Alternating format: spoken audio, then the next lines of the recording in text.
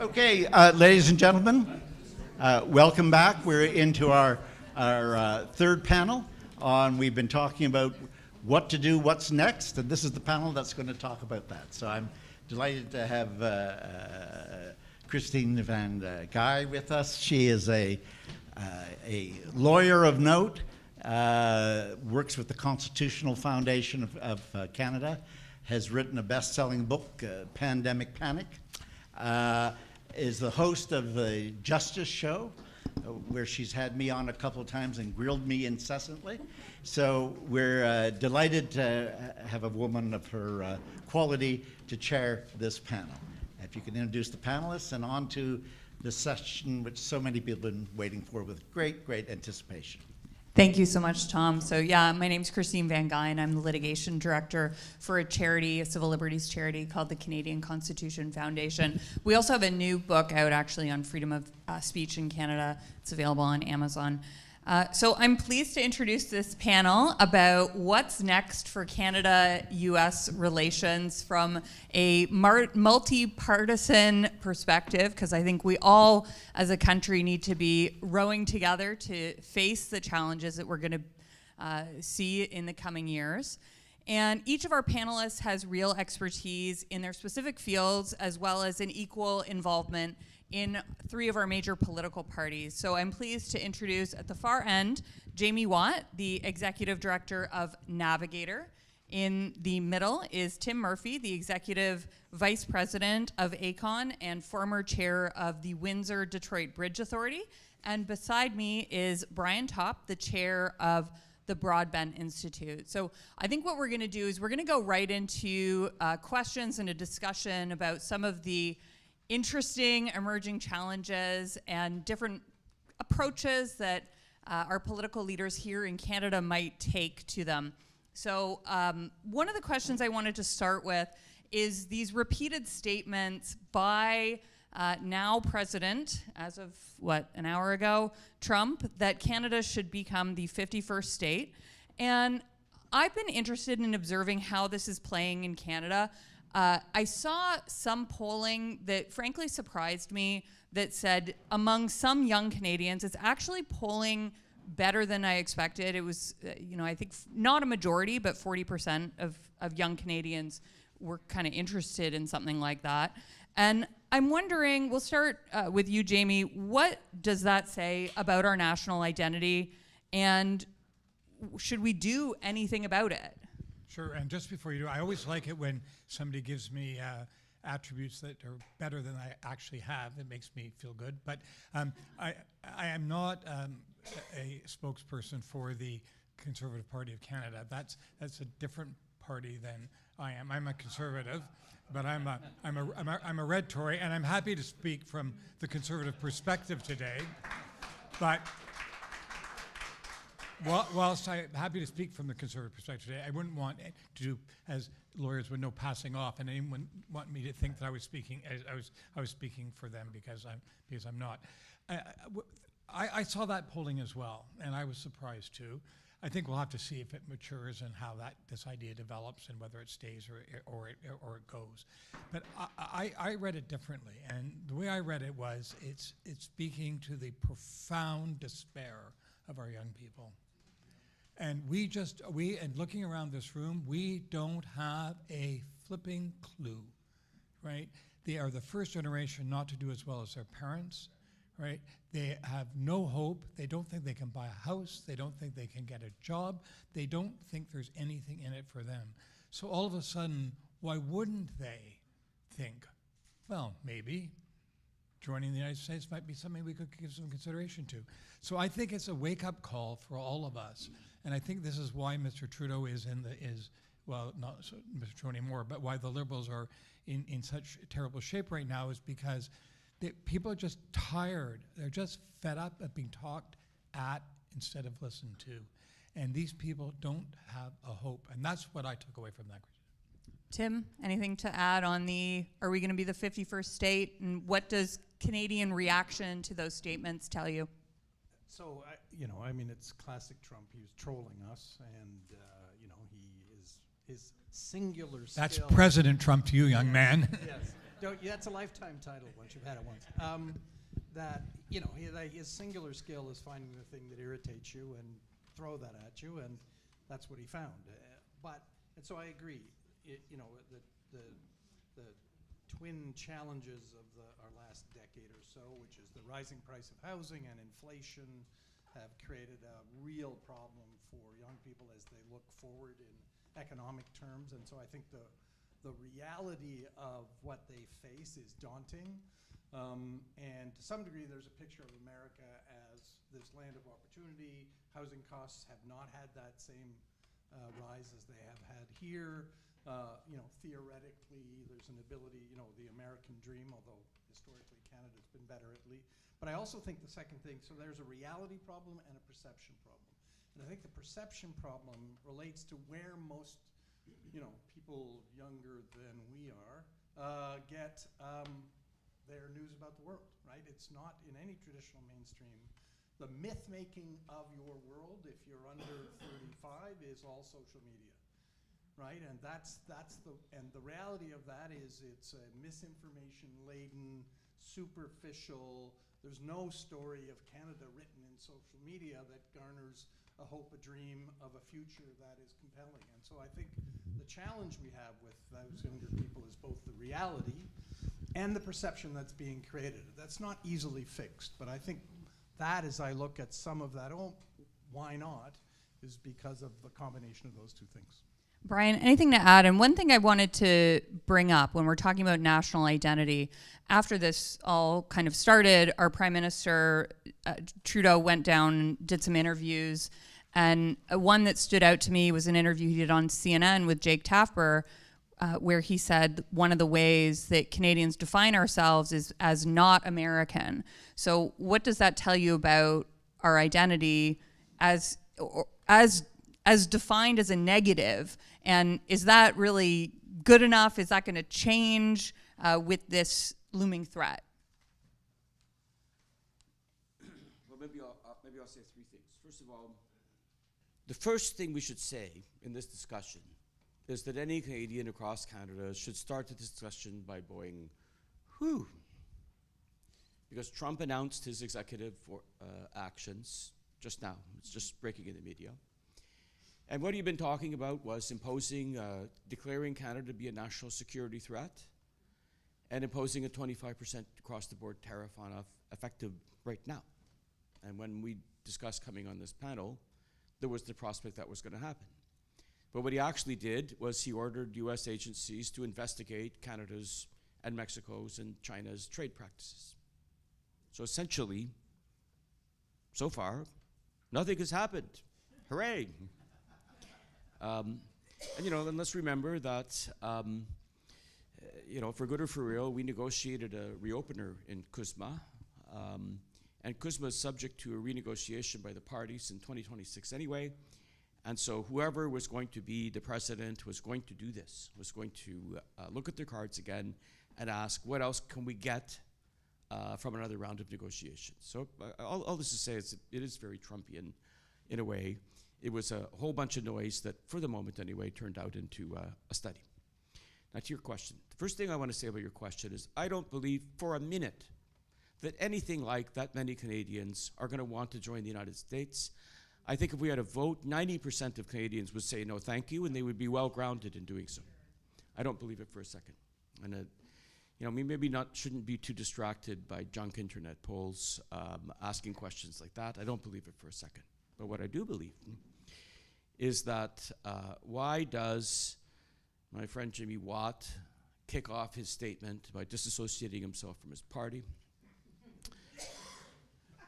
Why does one of the closest associates of Paul Martin, the finance minister, talk about the crisis of inequality in effect in Canada? Why does that happen? That's because, and this is a big conversation, but underlying those results are 40 years of neoliberalism that was about the biggest transfer of wealth from everybody else to a handful of people that we've seen since the French Revolution and events like that. And that leads to the disintegration of moderate parties like the Red Tories and their conversion into what we just saw take power in the United States. That has to be fought. And it's not just young people who are dancing around this because they're despairing economically. Working people and middle-class people are increasingly looking to this madness for answers because so many people who've been in office for the last 40 years offered them nothing but pay hikes for the people who need them the least. And so that's what underlies all this, I think, but I'll just conclude by saying, A, we dodged a bullet, at least for today, and B, I don't believe that for a minute. I don't think the Canadians want to join the United States. I kind of want to follow up with you, Brian, on some of that. I'm not sure I am convinced that we are out of the woods at all. Like, I'm deeply concerned about what is to come for our markets, for trade, and there's a couple of things. CUSMA is Trump's agreement. He negotiated that agreement, and it's bizarre to me in many ways that he's now, you know, of course it's up for renegotiation, but it's unusual for him to disparage the agreement that he worked on creating. But of course, Trump has different peculiarities that none of us can really explain, and doesn't mean that he's not going to try to completely change it. But one of the things that has stood out from this entire kind of era is that free trade on the right, is it dead? Is the era of advocates of free trade on that side of the political spectrum over? And if it is, why? And if trade is so important for Canada and for our relationship with the United States, and I'm curious if a trade war in the United States, with the United States, will bring back a kind of sense of Canadian nationalism on the left that might not previously have existed. So sort of two things: where are the free traders, and is nationalism going to rise on the left? Well, to your point about understanding why Trump is attacking his own agreement, I think it's worth remembering that his closest friend and mentor was Roy Cohn, the lawyer who triggered the events in the 50s with the Red Scare. And Roy Cohn behaved the way Donald Trump behaves, and one of the way Roy Cohn behaved was claim everything, concede nothing, always be on the attack, never concede anything. When everybody says something to you, you say it right back. And his goal was to die owing $10 million to the government that he hadn't paid in his taxes, you know. And that's Trump. Trump is always on the attack. He is basically, at the end of the day, a New York real estate developer who plays this way. And I think we saw this pattern of conduct as an attempt to generate leverage. Now, I completely agree with you that we're not out of the water. There's no doubt about that. And too many people around Trump have talked about tariffs as a useful public policy tool, and I think they're going to take a very close look at it. And the only answer to this is counter leverage. And I completely agree with what Tom Axworthy was saying in the previous discussion, that this calls both for unity. It calls for unity in Canada.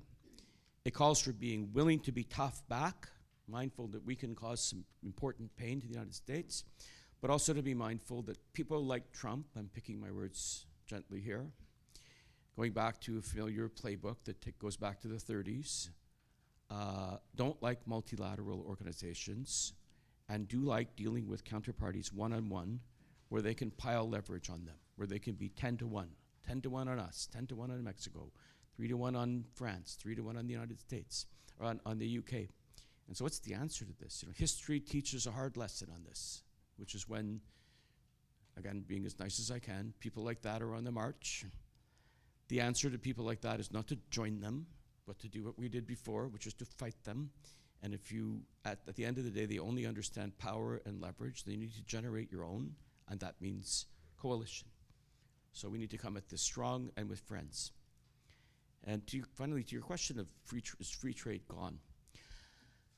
I think super profit-seeking offshoring, stripping North America and Europe of its manufacturing jobs and transferring them to China and to jurisdictions like China, chasing people who were being paid pennies on the dollar an hour in order to generate a generation of super profits for the people I was talking about earlier, I think that's over. I think the working people in the United States have had their fill of it. They've had their fill of neoliberalism. They've had their fill of offshoring. And Trump, very wise, he was very smart politically, figured out that he had a run at power in the United States by convincing working people that he'd do something about it, even though his ties are all made in China. So I think that era is over, and I think what we're going to see is the fabled international supply chains that are all about avoiding unions and avoiding paying people decent living wages is over. And that means there will be a big change in the way the world works. But whether that means punitive tariffs on each other, where we go back to the policies of the 30s with the results that we know, I'm skeptical that at the end of the day, anybody's going to think that's a good idea. Tim, how about you? So a couple of challenges, one of which, to respond to your question, I don't think Pride in Canada has a wing. I think it can be owned by anybody and everybody and has been. And I think everyone in their own way, has it. They may celebrate certain aspects over others, but I don't think there's a political ownership to nationalism. Every party has tried it in various iterations, but I mean in the broader community, I think it is a pride free from party labels and whatever political philosophy you bring to it. So I think I wouldn't view it as left or right, but I think there are two challenges that you've raised, which I think are fair, which my worry is that there's a free trade, so we're moving from WTO to WTF. And I just thought of that. That's not bad. That's not bad. And the challenge is, right, to if in the everyone beggars thy neighbor world of the high tariff world, which was to your point, the way the 30s and Smoot-Hawley and all that stuff back then. The challenge is when you're moving away. I agree, we're moving away from the free trade ambition of a world governed by a rules-based order around trade with reasonable decision making. The question is, as you withdraw from that, how do you stop at a medium ground? Like, how do you, that, and I understand why people like Doug Ford are pushing this fortress AMCAN idea, the notion being, okay, we're going to create some degree of boundary around within which we have a free trade-like reality so that we're not racing to the bottom on labor costs and environmental protections. That kind of stopping the train halfway is a real challenge. Because we're seeing that already, right? Because Trump is living in a America first world explicitly, and if I'm, the person who lost the manufacturing job in Pittsburgh, where I was this morning, the fact that someone in Canada gets that job doesn't help me a lot. And so there's a real challenge in finding the political dynamic that gets you a compromise that works. And frankly, in Canada, we have the same problem. Because I agree with you, we need to build unity, and unity in strength, unity in tactic, as we face that. We're already seeing that not working. And you see that, in Daniel Smith's response around oil and gas, right? Like, she's saying, don't touch oil and gas, which is, and on one level I understand totally what you're saying, and in a sense it's the worst, a Liberal government in Ottawa saying, trust us on oil and gas is a problem for Alberta right from the beginning. But it's tactically the worst thing you can do across the border is say, don't worry about, oil and gas needs to be on the table. But there's a real prospect the Parti Québécois wins the next provincial election in Quebec and then puts a referendum on the table. And we're in the middle of this kind of dynamic. And so the kind of political waves that threaten unity in our country are significant and real and problematic that make the road to strength against Trump a challenge. So we'll Your go to turn to fix it. yeah, Jamie. So to remind you of what the question is, it's kind of two-pronged. Is the approach to responding to Trump going to result in rising nationalism in Canada, and what does that look like on the different ends of the political spectrum? And then the big question I have is free trade dead on the right? I think free trade is beginning to be dead on the right for sure. But I think Tim made some really crucial points that we are, when we talk about unity, we talk about speaking of one voice on this, we are being attacked on so many different dimensions, right? Political dimensions, social dimensions, business dimensions, whatever, that Canadians hopefully will finally wake up and decide to participate in a national discourse on this and realize that we're not sleepwalking past the graveyard. And so I think that's something that is very important as we start to think about it. In some ways, I think Trump is the impetus, right? It's the blitz. It's coming, right? Maybe he didn't come today, but he's coming at some point to do something with us. I just think our approach to dealing with him has been all wrong. I think we're fighting the last war. We're going down there looking like supplicants at a dinner table at Mar-a-Lago, not even a dinner for our prime minister. He just joined a whole bunch of other people. I didn't think that looked well on us, but that's just my view. But what we're missing out is that there's been a complete shift in power in America to these oligarchs. There's been a fundamental shift. I don't know how many people saw it. The Times had a piece yesterday in the Sunday New York Times. There's not enough fancy houses in Washington for these people to buy. Right? And so, I mean, and I was watching the preparation for the swearing in my office this morning. These tech gazillionaires got better seats than the cabinet ministers. So this is a whole new change. So people have been focused on, and I think Amanda gave a very good thing on the 2025 and they're certainly, they don't need to find out where the bathroom is. They've got that figured out. They're going to hit the ground running. But the way decisions are being made and what's going to be considered. So I think if we should be after those people, if we want to actually bring this around to some kind of more satisfactory outcome for us. So I want to follow up on something that you mentioned, Tim, which is Danielle Smith. So as we all know, Danielle Smith seems to be negotiating on her own. And I wonder what that says about our current political climate internally. And maybe everyone can talk about what the risks and upsides of doing that are, and maybe explain why she's doing it. Everyone has their own theories, but you kind of alluded to yours, that there's this lack of trust that the federal government will represent Alberta's interests, whether real or perceived. But maybe everyone can explain also why they think she's doing that. If I could just butt in for a minute, I mean, she's unelected if she doesn't do this. Right? But unfortunately, we've allowed the Alberta separatism or whatever to simmer, right? We've not addressed some of the underlying issues. They don't feel, rightly or wrongly, they don't feel they're getting their fair share in Confederation. They think they pay more and get less. They think they give more and take less. And the only way you can survive as the Premier of Alberta is with an Alberta First approach. There is no room for generosity in the Federation with her constituency. There may be others in Alberta, probably all voting very nicely for our friend's party here, but her voters will not tolerate that. It's simple. She took the only position she could take. Now, do I agree with it? No. Do I think it's helpful? No. Do I wish that we would do what political scientists say? All disputes stop at the water's edge, right? As soon as we go across that border. But I don't think she could have possibly taken any other position.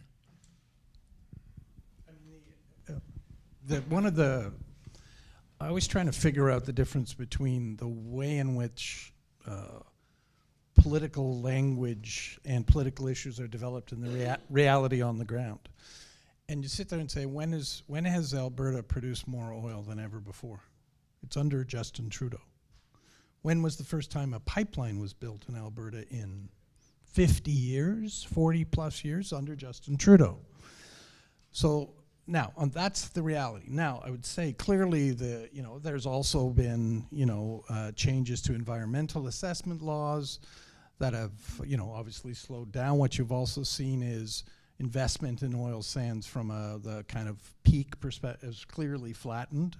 Partly that's the cycle of oil and gas. There's the bad luck of the timing of when you invest and when oil prices. But you sit there and say there's a reality versus a rhetoric, and the reality is, it is what it is. It's not that bad. The rhetoric is probably, pretty strong from a government that focuses on climate change and is saying, oil and gas has a limited future, and that is telling a bunch of people in Alberta they have a limited future. And so that's going to be dispiriting to some degree, unquestionably. And so you do have that challenge. You do have the historic, the linkage of the National Energy Program to the oil price crash in 1982, and the history of the Liberal Party. So the notion that the Liberal Party federally, and no matter what incarnation, would be a great federal representative of Quebec. Now, Peter Lougheed, I heard that name checked earlier, he probably would have found a way to do this, right? And so I think the other thing that's happened is in other provinces. Yes, correct. That's another difference. Like Bill Davis and Peter Lougheed Exactly. were great partners. But the rage machine that is politics and now, I think, generates, gets rid of the middle ground. And we've seen more and more of the rage machine being the primary way parties motivate their members, raise money, and that it infects their public narrative. And I think that undermines our ability to have a united front. Brian, so the question again was, why do you think Danielle Smith's negotiating on her own, if you want to call it that? And what are the risks and benefits of doing that? Well, I'll start by saying two very disobliging things and then offer you a couple of points of analysis. First, let me channel Rachel Notley, my old boss, to declare my conflicts. What we're seeing here is a stampede of stupid. And look, I think it's consistent with this politician's track record. She's a magpie of bad ideas.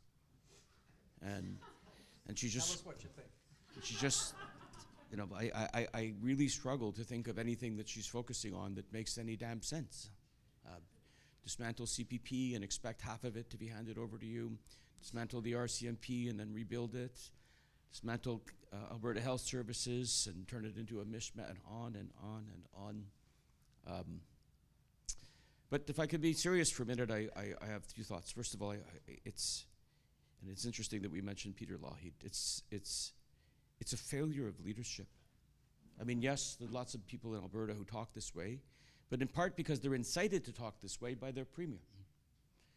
And she has a leadership role in Alberta, which is to speak to Albertans and talk about the national, what's at stake here nationally, and how Alberta can be a piece of the puzzle, because energy is the biggest export that we make to the United States, and therefore it is the biggest piece of our leverage. And instead of doing that, she has done the opposite, which is a failure of leadership. But if I can end on a positive note, because that seems right after what I just said, and in along with my view that Canadians don't want to be Americans, she could be playing, just to be kind to her for a second, she could be playing the role of a useful fool here. So she could be the useful fool who we have sent into Magaland to go talk to these people and see if she can charm them into not hitting us over the head the way they were talking about doing. And if she could do that, then through pure inadvertence, she will have done Canada a signal service. But I think she's just a negative player. And look, at the end of the day, stuff like this is okay. How shall I put this? A little bit like the university world, if you'll forgive me for saying this. A lot of Canadian politics is pretty low stakes, which explains its viciousness. We're not in low stakes here. You know, if Trump acts on his word, and people like him do tend to say what they're going to do and then do it, and if he's seriously proposing to use economic power to break our national independence, then Danielle Smith has a reckoning in front of her for the role that she's playing here. And it's a lesson to other national leaders that they have a higher calling. So I want to kind of follow up on something that Jamie said, and I'll start with you, Brian, and then we'll work our way back, which is, you know, Jamie said that this is what Alberta is demanding from their leader. And we can debate whether or not that's because that's what Albertans want or it's what the leadership is telling Albertans that they want. But my instinct is that it is what Albertans want. I actually don't think it's that they're being told. I think that's kind of the feeling I've had about Alberta for a long time, is that they have this kind of we're on our own mentality. And I'm wondering how that's going to play in other provinces. If that's what Alberta wants from their domestic leadership, as we're faced with a trade war, if any of these tariffs are put into place and markets decline and Canadians suffer economically even more than they are now, what are citizens going to turn to our leaders looking for? What is it that people are going to want to respond to that threat? Like, what types of qualities are they looking for? And we'll start with you, Brian, and then we'll work our way back. Well, I just don't agree with what you just said about Albertans. So I think Albertans, like any other province, are a diverse group of people with a variety of views. And if you know, this is a political panel, so if you want to be political for a minute, I mean, people in Calgary and Edmonton and community and in Lethbridge, you know, explicitly through their votes and the people they send to the legislature have said that they're not interested in this kind of politics. And there's a world out there of, you know, reasonably moderate and thoughtful conservatives in Alberta who would worry about having their provincial government out on a position like this. And then, yeah, there's a proportion of the population, which you can find in other provinces too, to be sure, who are lost in the world that my colleagues were talking about, the lost in the world of rage and misinformation and deliberately provoked moral panics on, you know, a whole bunch of ridiculous issue after another, being driven by the populist right in this case, because it works, and because the underlying trends that I was alluding to, what people think in the America of offshoring, what people think all around through the democratic world about the gross inequalities of wealth, that they're looking for solutions in shadows and in darkness. And so I think Albertans are like, Albertans were some of the bravest soldiers that we sent to France in World War I and World War II.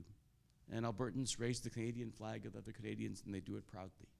And at the end of the day, yes, we're all grudgy and grumpy, and this is how we do politics, and kind of we grouse at each other. But I think when the stakes become clear, which they have not yet, okay, and people understand what it means if Trump is serious, I don't believe that Albertans are going to go follow the road that their magpie premier wants them to follow. Tim?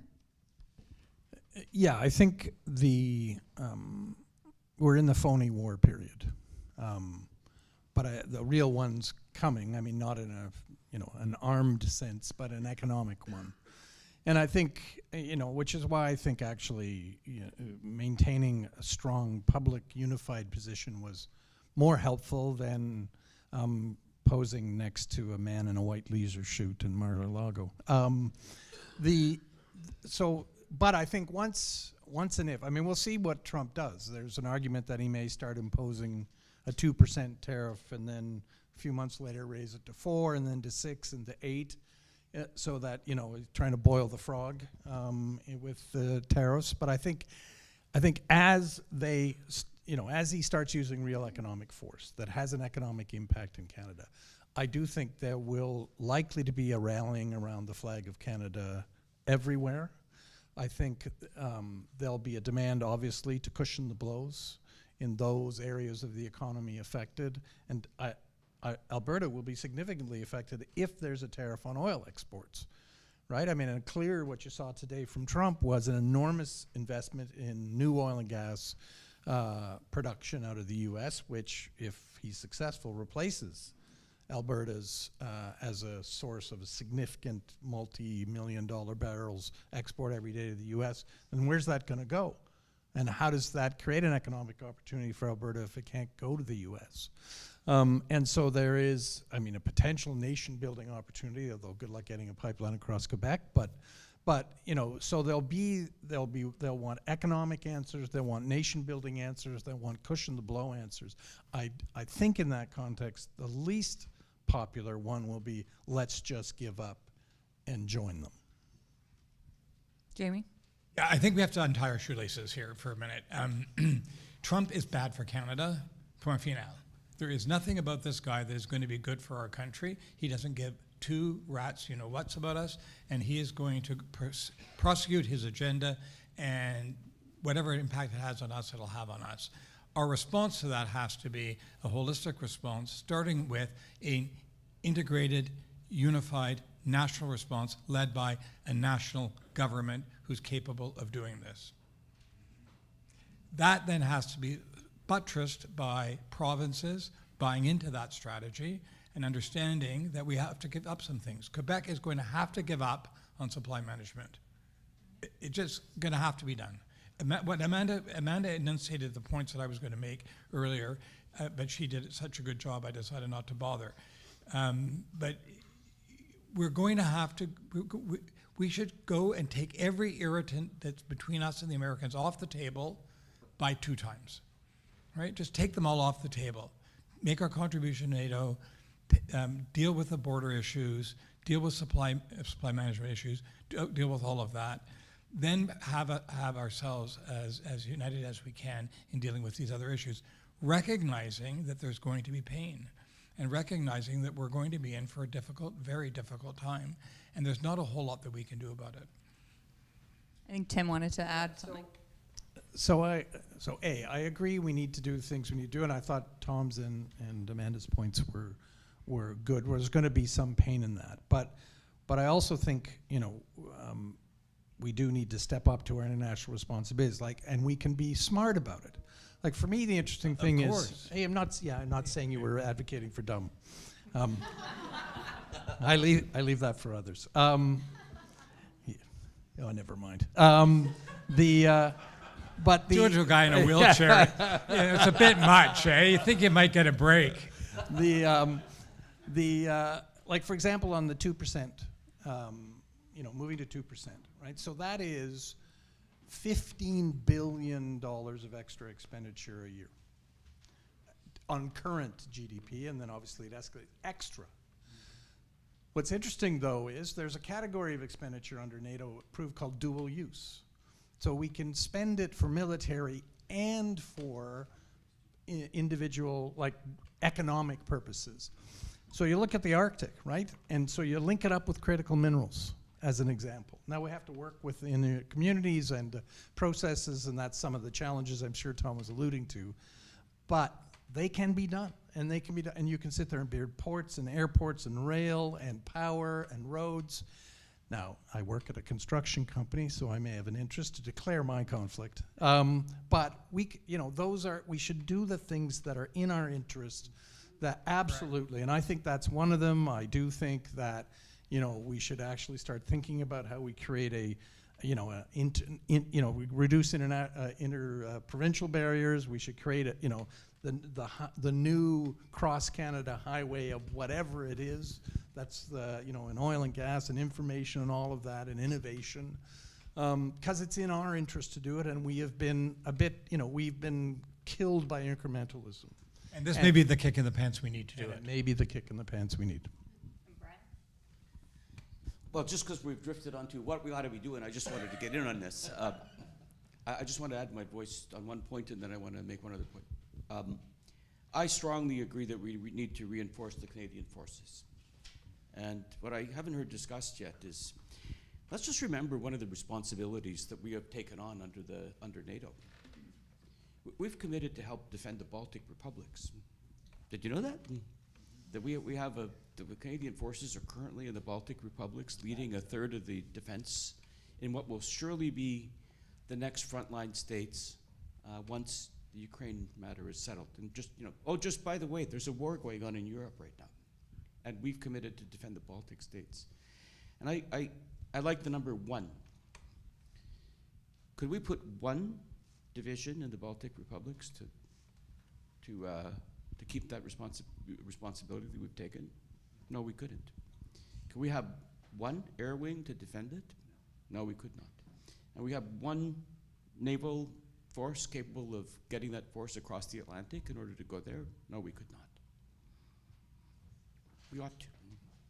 And if we were able to do that number 1 on those 3 things, we'd be very close to heading toward our NATO obligations. And by the way, we would also keep faith with a commitment that we just gave to a whole bunch of people who were captive nations for so many years, joined the West believing they'd be safe, and we made a commitment to them that maybe we should keep.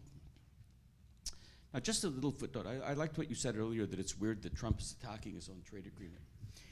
I think it's worth just talking about that a little bit when we ask ourselves what we ought to be doing. I had a ringside seat in that one, by the way. I got to sit on the Ministers' Advisory Committee on NAFTA, and I watched them negotiate fascinating stuff.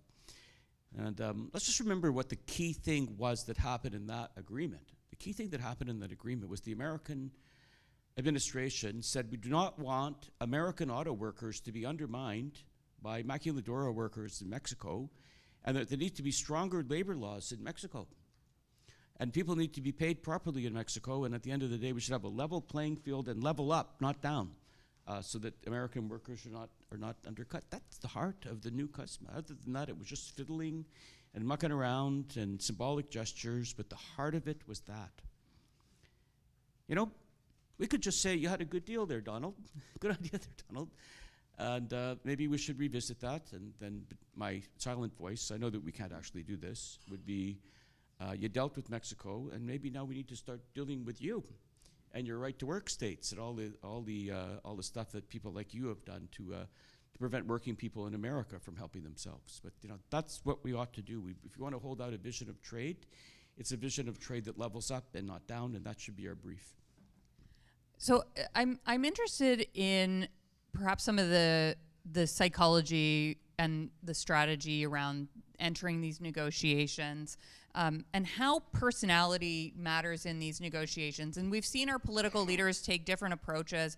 Some say, and different things work with Trump. We know Trump loves flattery, and we've seen a number of our political leaders try that. And then we have seen a move to some hardball tactics, like the proposal to target Republican swing states. So I'm going to start with Jamie. What do you think? Should we play nice? Should we play tough? How much does how we want to approach this really matter versus the big hammer of the United States just coming down on us? So I think we have to wait a little bit to see exactly how this all settles out. I think it would be very, I think it would be imprudent to jump too quickly. I think it's one of those times when you're in the forest and you hear noises that you can't quite make out, and the best thing to do is to stop, crouch down, look, listen, and wait. But is that what our leaders are doing? They seem to be jumping. Because they're scaredy cats, and they don't have a policy, and they don't have a plan, so they're making up a plan on the back of an envelope as they go. So I say some caution, number one. Number two, I don't think the old tactics are going to work. I don't think they work with Trump. So I don't think targeting the border states and those kinds of things, I don't think he's going to listen to those people. Who does he listen to? Back to the point I made earlier. These people that can't buy fancy enough houses in Washington. So I think we've got to figure out there's a new way decisions are being made in Washington. It's unlike anything we've ever seen before. Anybody who thinks the past is prologue, even the past Trump administration is prologue, is dead wrong. And so I think we have to understand how decisions are being made, and then we have to target in on those. And I think the way to cause him to change his mind is to get those business leaders that are around him, that he gave better seats to than his cabinet ministers, the swearing in just 2 hours ago, how do we get to them, and how do we get to them to make the case?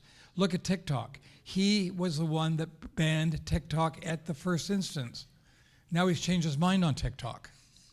The CEO of TikTok, or I'm not sure the correct entity, but was at the swearing in today. So I think that we're using yesterday's tools for a fight that we don't really understand yet, and I think that's all wrong. But I don't think we should give up, and I think we should be thinking about it in a bunch of different ways. I think we should get our own act together as a country. But in terms of dealing with him, you can't. It's like trying to talk rationally to a 4-year-old. It's not going to work. It's just not going to work. That's not where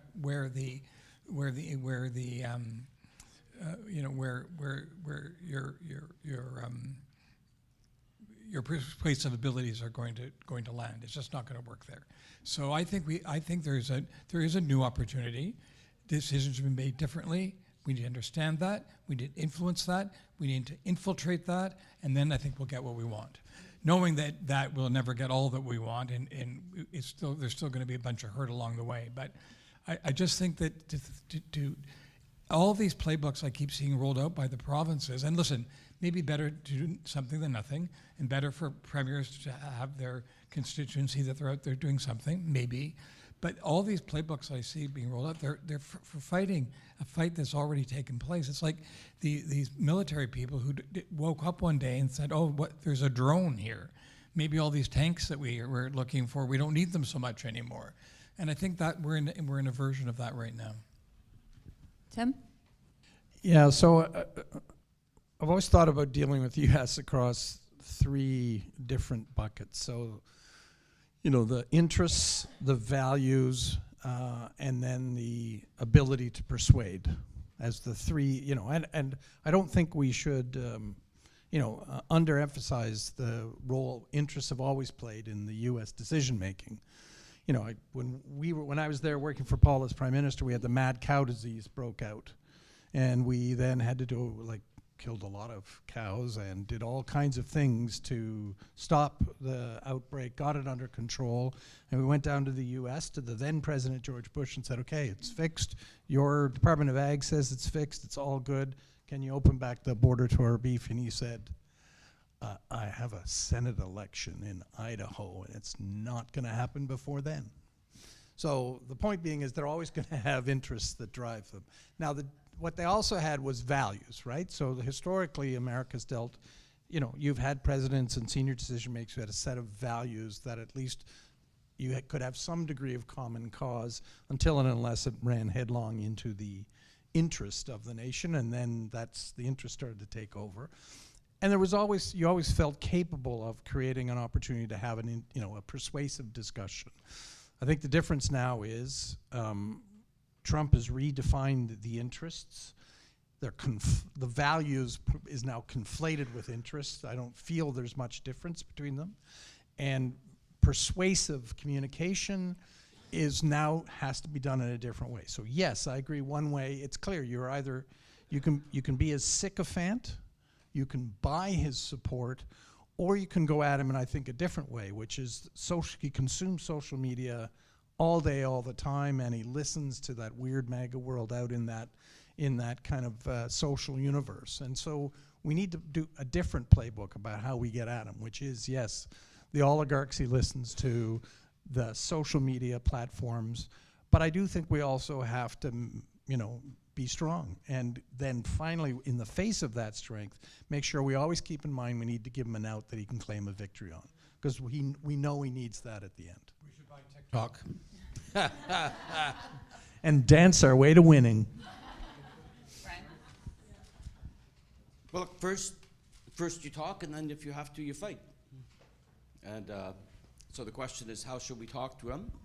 And I think my colleagues are right that these days, it would seem that the U.S. State Department it's oligarch class, and you talk to them, and you try to talk to the people who Trump listens to. And I think the government of Canada and our ambassador in Washington is doing a good job of marshalling that and trying to talk to the world around Mr. Trump. And we have our useful fool from Alberta doing it, and we have I think that's the right thing to do. And that if that fails and he means what he says, then we're going to have to fight. And I have my U.S. congressman story to just offer you on that one. So in the 90s, you might recall that the United States, I think you guys were around, went after Durham wheat, which was quite a big problem for Saskatchewan, let me tell you. And I was in the Premier's office at the time, and we decided to engage in some direct diplomacy. So we went down to talk to Max Baucus, the senator from North Dakota, who was driving a lot of that. And it was a really interesting experience, and he invited us over at around 4 o'clock.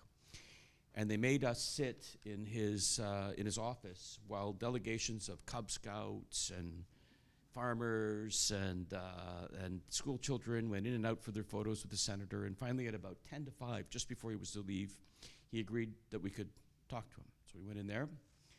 And then for 8 of the 10 minutes that he allowed us to talk to him, he talked to us about rodeos and how much fun it was to be in a rodeo. And then finally we got down to business, and he went, what can I do for you, Mr. Premier? And we told him that the tariffs on Durham wheat were really harming farmers on the Canadian prairies very much, and that we'd like to be friendlier than that, and wasn't there any way that we can work this out? And his answer was, really nice of you to come and talk to me, Mr. Premier, sir. I don't have any voters in Saskatchewan. Goodbye. And that was it. And you know what I get out of that? Is you have to talk to the voters of the American politicians who are going to make these decisions when it's down for a fight. And that's why I think the government of Canada is on the right track in analyzing who does Trump need in Congress to get his measures done and to make it hurt for them. And if at the end of the day, we're in an economic war with the United States, then that's smart. Although I fear that it's not enough leverage, and that's why I hold to my multilateral point, that I think if we do end up with a fight, we can't do it alone. Yeah, let me be clear. I think targeting specific states for persuasion is a fool's errand. I think targeting specific states for punitive tactics may well work. Right? I think if we think that we're going to get, the governor of Minnesota or whatever to go and convince President Trump of our case, forget that. I think if we impose tariffs on goods that come out of her state that matter to her, then I'm for it on a punitive basis, 100%. On a persuasive basis, I think it's a fool's errand. So one of the questions that I have, and I don't know if it is a waste of time to try to understand where the Trump phenomenon comes from. Yeah, I think we have 20 minutes left, so we'll just do this quickly. I know this is the question you didn't want to answer. So this is my question about the vibe shift. If Trump is leading cultural change about what it means to be a conservative globally, or if he's sort of a response to that change, and this isn't my theory, this is this theory about we're entering a new cultural epoch, we're entering this inflection point of culture in all kinds of different areas, and there's spillover effects in politics as well, and that younger people are more conservative, that it's the end of wokeism, that there's all these these terms that you hear online a lot. It's based, you're red-pilled, tradcore, and I'm wondering if any of you have thoughts on if Trump is a response to that, or if he's leading it, and what effect it might, if you think that that's a thing at all, or maybe these people who are saying this are completely wrong, but it's one theory of explanation, and what it could lead to in our domestic politics. And I'll start with you, Tim, because you didn't want to talk about it. Well, if you want arbiters of cool, you couldn't really go to a better trio of people. So my challenge is this, is that I think there is probably more Marxist than neoliberal on this, but is that I think there is an underlying wave of events that are happening that, we spoke about a bit earlier in terms of the cost of housing, the inflation. There's a set of things that I think where people are saying, hey, wait a second, my future isn't as bright. In fact, it's worse. I don't know how I'm going to afford a house. I see you continue as a country or a nation, wherever you are, to put in places, rules, regulations that benefit the already well off, including, enhancing the benefits of seniors. Well, I have, and then politically, a lot of talk about, things that don't feel like my life, right? About, I'm not picking on any particular group, but a debate, that's where I think trans rights becomes an issue, not because it isn't a real issue, but people are saying, but that doesn't, yeah, I understand there are issues with that, but why are they spending all the time talking about that when I can't find a job, can't buy a house, living in my mother's basement, And so I think for me, it's yes, those kind of things happen over top. That's the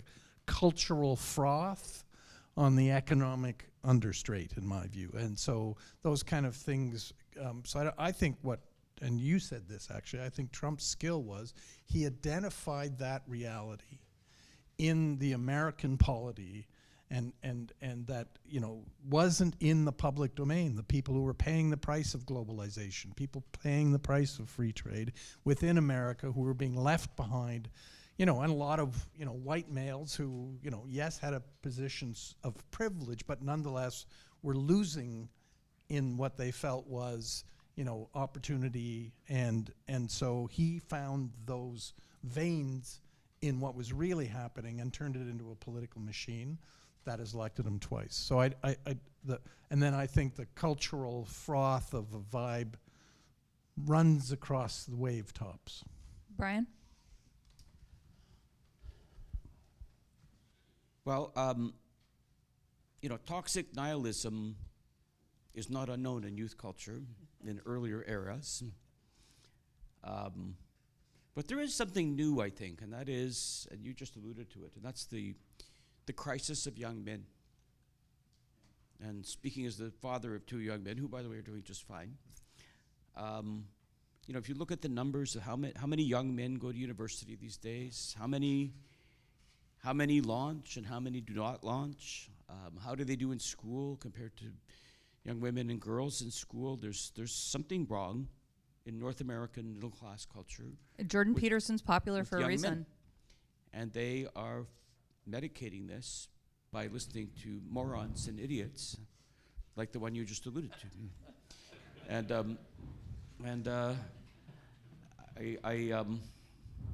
I don't have, we don't have time to talk about this in any detail, but I think part of it is a material problem that you just alluded to. And that we all talked about in a way, the harvest of 40 years of making a handful of people extraordinarily rich and everybody else pay for it. And there is a culture issue here, a deep, and I think it's gendered. And I think it's worth a very careful talk. Jamie?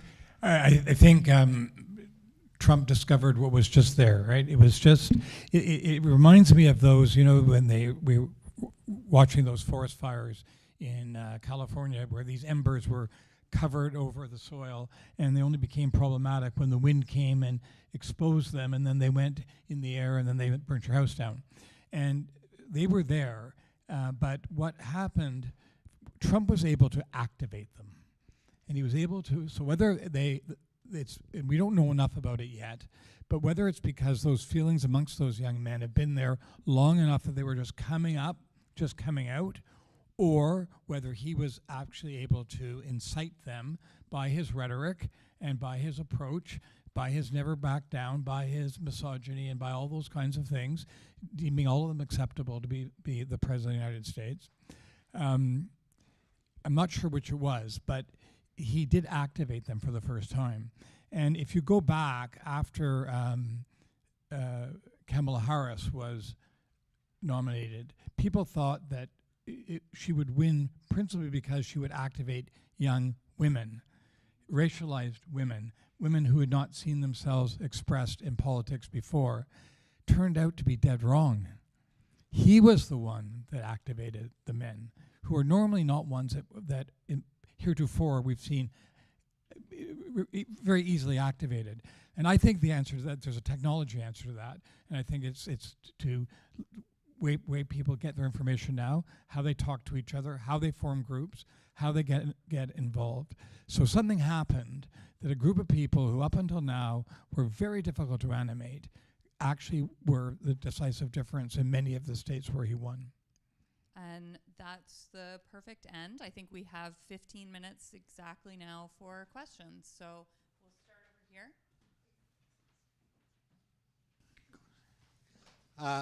Assuming he'll be Prime Minister of Canada in 6 weeks, how do you feel Mark Carney works into this strategy? All three of you, please. Why don't I start? Sure. So I think if what we've laid out is the multi-pronged strategy, I think he can be extremely effective at a multilateral approach. He has international experience in doing exactly that, assembling international interests together for a common purpose. I think he's got great international connections with the ability to get his calls returned, to be credible on those economic issues. So I think he can be good on that. I think actually the second thing I think he brings some advantage, which is things like oil and gas. We're going to need some creativity around the economic levers that we have. And that's going to require some people who understand government, who understand economic levers. And I think he has that too. He worked I worked with him in the finance department and saw him up close, and he has a sophisticated understanding of how government works, and the kinds of things that can work and don't work, including his, working with Prime Minister Harper. So he's got, lines across political groupings. I think he won't have a lot of time, which is a challenge. Now, irony is that the delay in implementing this may give him some of the time to be able to marshal those relationships. I think, if he can keep around someone like Dominic LeBlanc, who is the current finance minister, who actually has great relationships with the premiers, in a role to help, create that kind of Canada United front.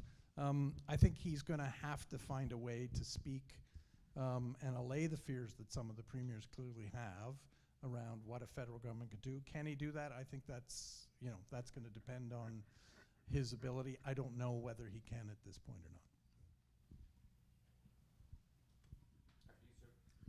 I know Mark Carney. I like him well. I think he will likely be the leader of the Liberal Party, although it's not my tribe, so it's not for me to say.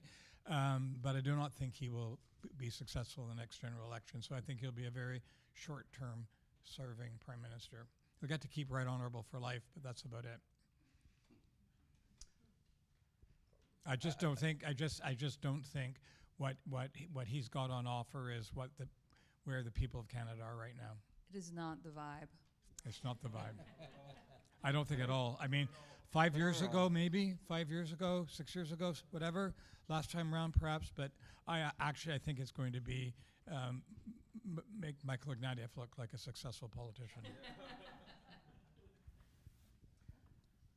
Well, look, I think let's talk about the political seat a little bit, and not just about Mr. Carney. The leader of the official opposition is not going to get the election that he wanted. The election that he wanted was, we're really, really mad at Justin Trudeau, and I'm going to grab onto these little angry nursery rhymes that I'm hearing from the leader of the official opposition to validate my anger and to not have to deal with anything else other than that I'm angry. So we are going to have a carbon tax election for powerful paychecks, and that's not going to happen. I think we're going to have a Trump election, and we're going to have a serious election. I hope we're going to have a serious election. There's going to be a discussion about what to do. The discussion we're having today is the election that we should have. And that's going to be an interesting challenge for the leader of the Conservative Party, who I think has not been very persuasive outside of his world in showing that the country would be safe in his hands. And if he wants a mandate in a serious election about a serious topic, he is going to have to say something serious, really for the first time since he became leader of the Conservative Party. Now then, Mr. Carney, I agree with everything that's just been said about his qualities, obviously. What we don't know is how good a politician he is. And that was Mr. Ignatieff's problem, is that he couldn't connect with people. And that's could be Mr. Carney's problem.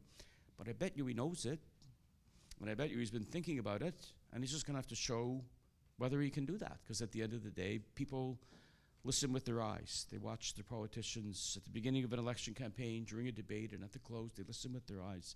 They think about it, and then if it feels right, then they'll go with you, and if they don't, then they won't.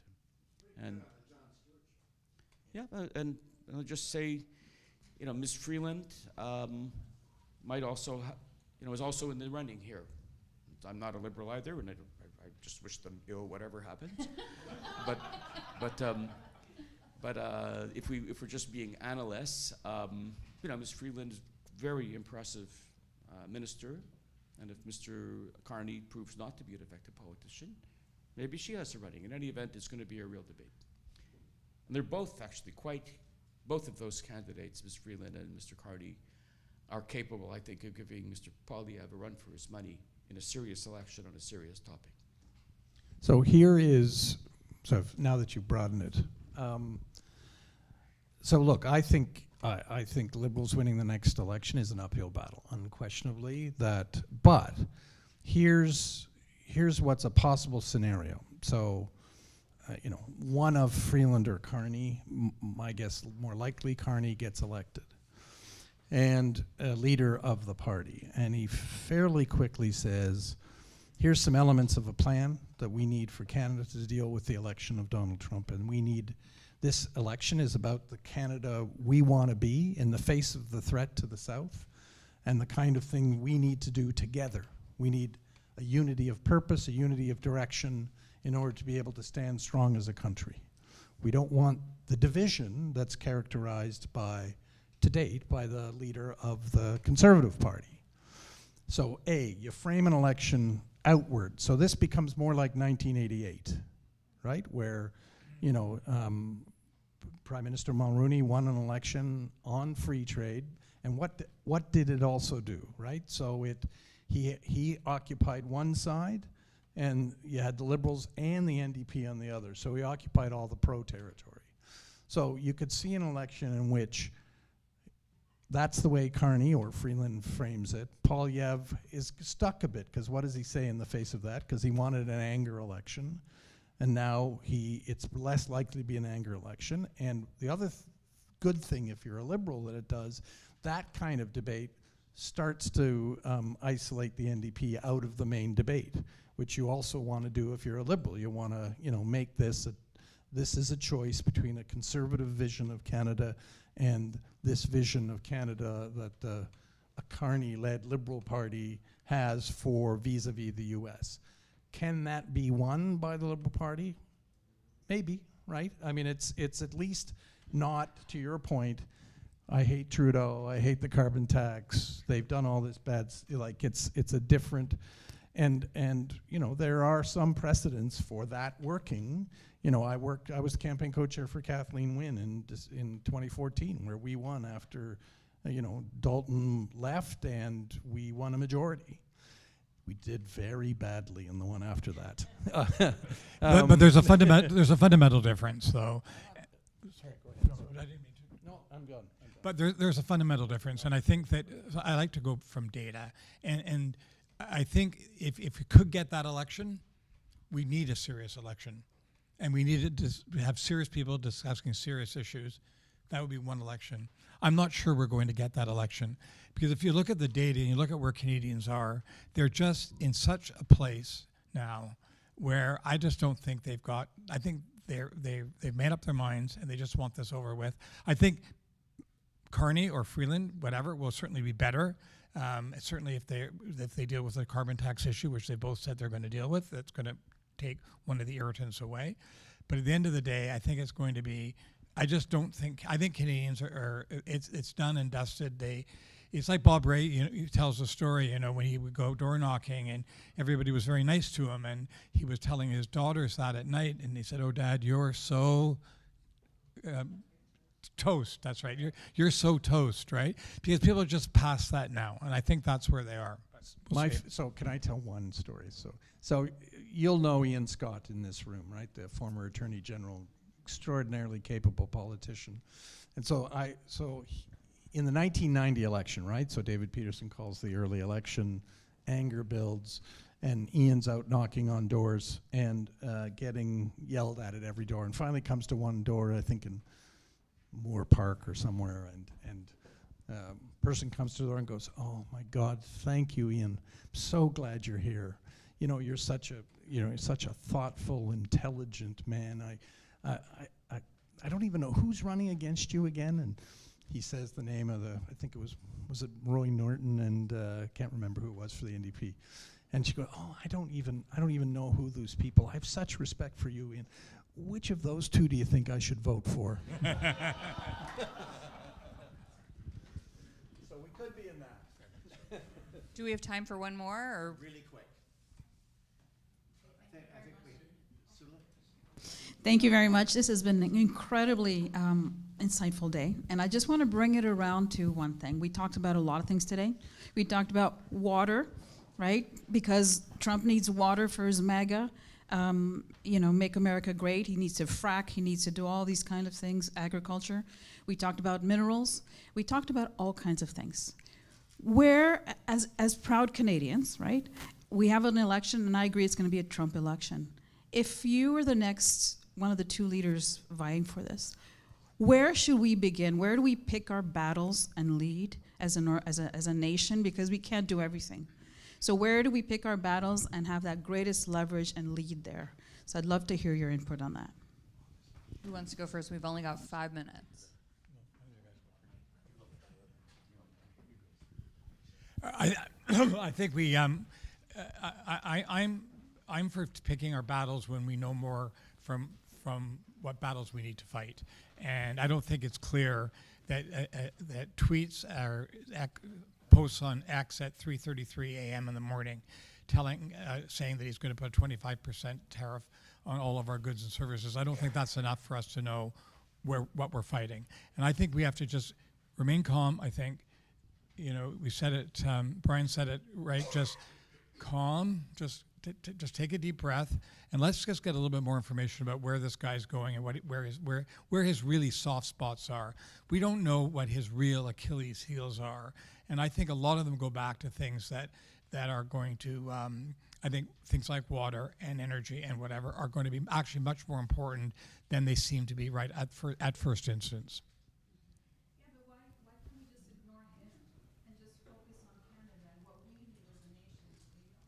Well, we can. The point is that we're trying to, if our goal is to ameliorate the damage that he's going to do to us, I think we need to figure out where he's coming from at it first. That's just the way I would look at it. It may actually be an ambition moment. So I don't think it's an either or. We're going to have to pay attention to him. But why don't we use it as an opportunity to take advantage of the crisis of what he is putting on us and say, okay, what do we want to be? And put, all of that on the table, have a discussion about it. That's a good thing to have a political debate about. We so often have debates about nothing. Let's have a debate about something. And not just a debate. I mean, look, I think we have correctly identified what to do about Trump here, which is first talk and then fight if you have to. That's the right thing to do. And I would land on this. Look, whether we get through this with a big war or we don't, the United States is going back to what it has historically been. The United States does not want to be the world's policeman. It does not want to run an empire, it would seem, other than maybe on its own terms. It wants to go back to being a mercantile republic, and it wants to go back, it would seem, to being an apartheid state. So this is a moment, maybe, for us to say that it's an opportunity, and also maybe, whether we like it or not, an opportunity to reduce our strategic and economic dependence on the United States. And the opportunity, perhaps, to build multilateral alliance to deal with this challenge from Trump would lay the groundwork for a grown-up role for Canada and the world. We were a colony of Britain, and then we become a colony of America, and maybe this is the catalyst that will drive us to be more like an independent country with more than one big friend and with more than one thing to do other than to sell rocks, trees, and water to one buyer.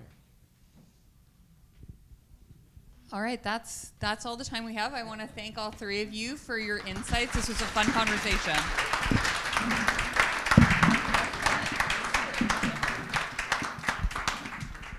So I want to thank Christine and the panel. Excellent. We just have some concluding comments from a junior fellow at Massey and a student at the Monk School, Trang Nguyen, who has been helping me organize today.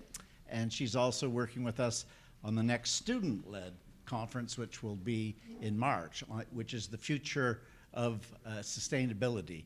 So we've had a lot of expertise here, but we also want some young voices who are going to have to live in this world of Trump. Thank you. Good afternoon, everyone. I am Trang Nguyen. I'm a Master of Global Affairs student at the Monk School, as well as a junior fellow here at Massey College. It's been an incredible honor to participate in today's Public Policy Conference. For many Americans, today must be a day as they embarking on the journey of Make America Great Again 2.0. For a loyal TikTok user, spotting a lot of you in this room, today perhaps even more of a remarkable day, as the new president has promised to pose the ban on his first day in office. Over the course of the day, we've engaged with leading voices from academia and civil society to not simply discuss whether President Trump will follow through with his campaign promises, but also how his upcoming explosions of executive orders will create opportunities as well as pose challenges to Canada, national security, economy, and international positions. A recurring theme today that I heard from our discussion has been the importance of Canada making ourselves more indispensable to the United States, determining what steps we are as a country need to take for our southern neighbor to recognize our value. What resonates with me the most is the strategic foresight Canada must adopt in planning its response.